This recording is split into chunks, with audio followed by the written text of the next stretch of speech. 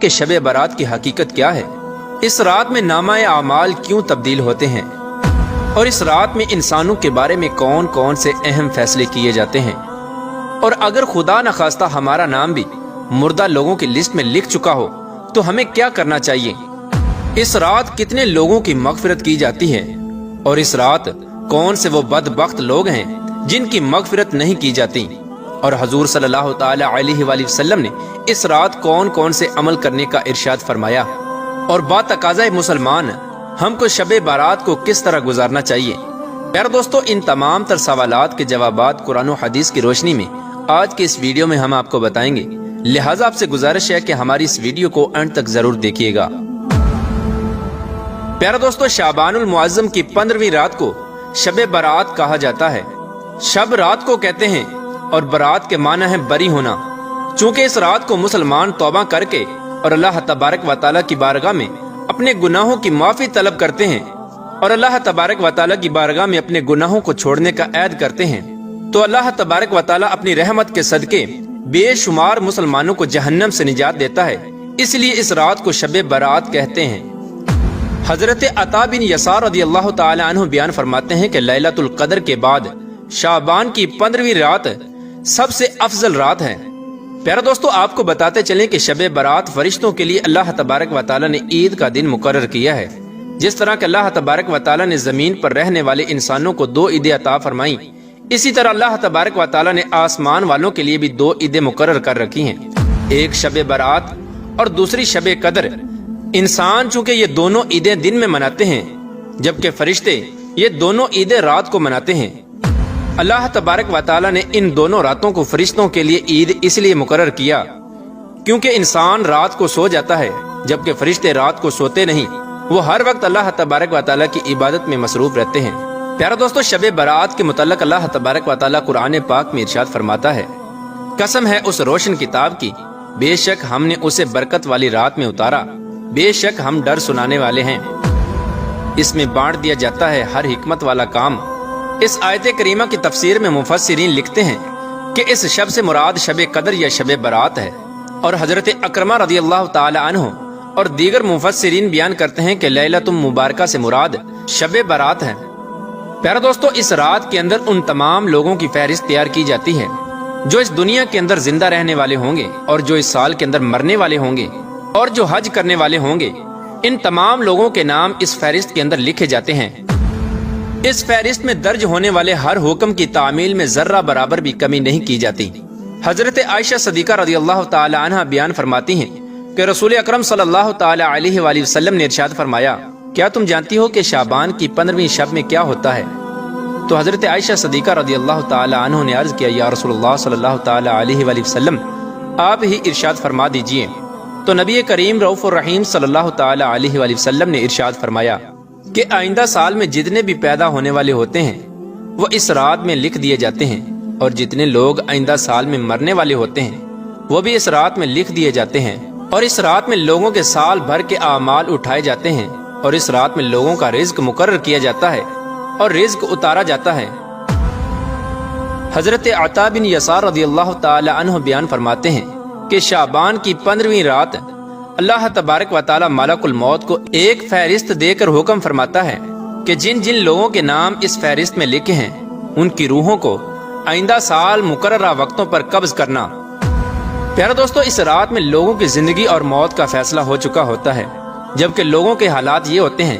کہ وہ اپنی دنیا میں مگن ہوتے ہیں، کوئی اپنا بینک بیلنس بڑھانے کے چکر میں لگا ہوتا ہے، تو کوئی اپنی کوٹھی اور بنگلہ تیار کرنے کی کوشش میں لگا ہوتا ہے، تو کوئی اپنی شادیوں کی تیاریوں میں لگا ہوتا ہے، جبکہ وہ یہ نہیں جانتا کہ اس کا نام مردہ لوگوں کی لسٹ میں لکھا جا چکا ہے۔ حضرت عثمان بن محمد رضی اللہ تعالی عنہ سے مروی ہے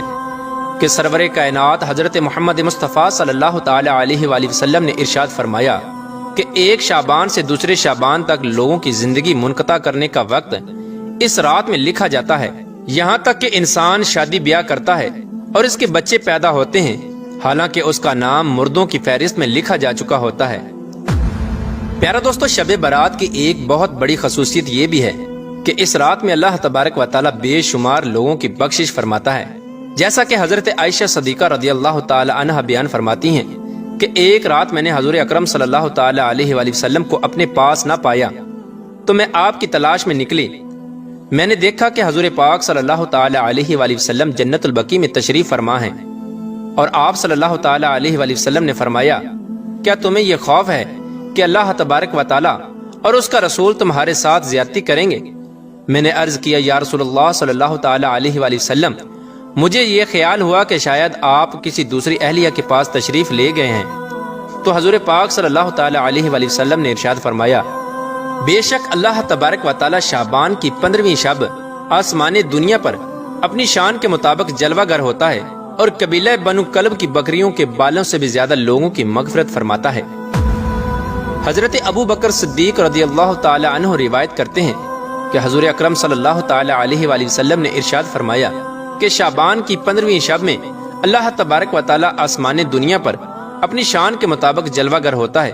اور اس شب میں ہر کسی کی مغفرت فرما دیتا ہے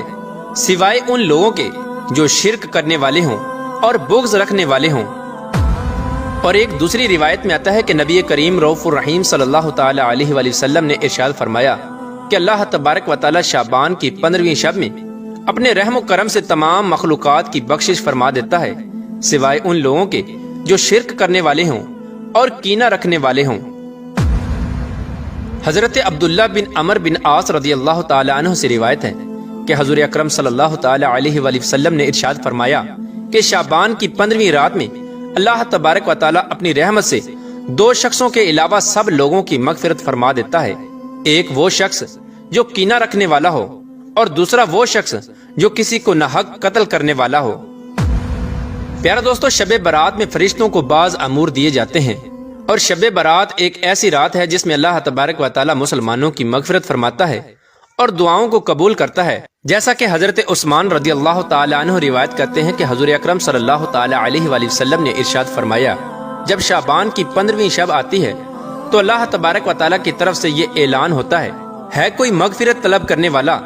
کہ اس کے گناہ بخش دوں؟ ہے کوئی مجھ سے معافی مانگنے والا کہ اسے عطا کروں؟ اس وقت اللہ تبارک و تعالی سے جو مانگا جائے وہ ملتا ہے، وہ سب کی دعا قبول فرماتا ہے سوائے بدکار عورت اور مشرک شخص کے۔ حضرت علی رضی اللہ تعالی عنہ سے روایت ہے کہ غیب بتانے والے آقا و مولا حضرت محمد مصطفیٰ صلی اللہ تعالی علیہ وآلہ وسلم نے ارشاد فرمایا، جب شعبان کی 15ویں رات آتی ہے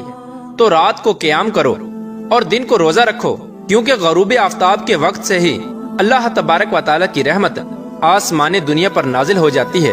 اور اللہ تبارک و تعالی ارشاد فرماتا ہے کوئی مغفرت طلب کرنے والا کہ میں اس کو بخش دوں؟ ہے کوئی رزق مانگنے والا کہ میں اس کو رزق دوں؟ ہے کوئی مصیبت زدہ کہ میں اسے مصیبت سے نجات دوں؟